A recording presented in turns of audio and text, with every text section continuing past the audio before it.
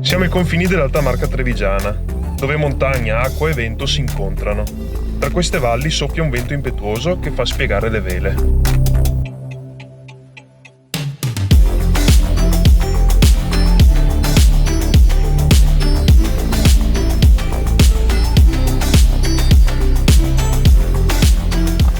Oggi siamo qui al lago di Santa Croce alla scoperta del kitesurf.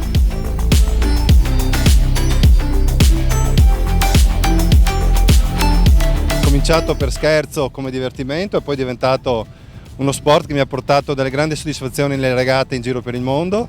E ora continuo, ma così per divertimento, non ambisco a grandi risultati visto l'età che ho 54 anni, però insomma mi alleno e mi diverte ancora tantissimo. Ho cominciato col windsurf.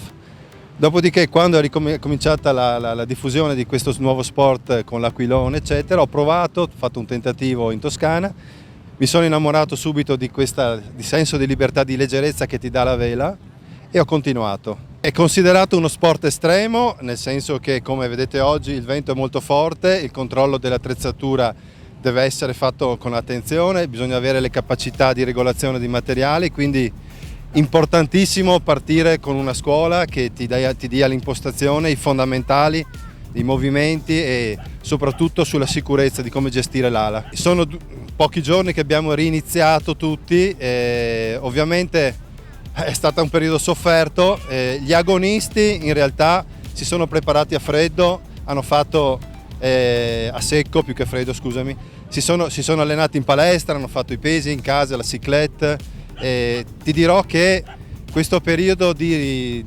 riposo, per così dire, è consentito di fare anche una grande preparazione atletica che di solito non puoi fare, o perché lavori e non hai tempo e fai quell'oretta la sera di palestra, o perché se hai tempo vieni qui al lago e ti fai un po' di bordi. In questo periodo abbiamo concentrato molto l'attenzione sulla preparazione, su tutti quegli esercizi che di solito non fai, dalla propiocezione ai pesi alla parte aerobica con la cyclette.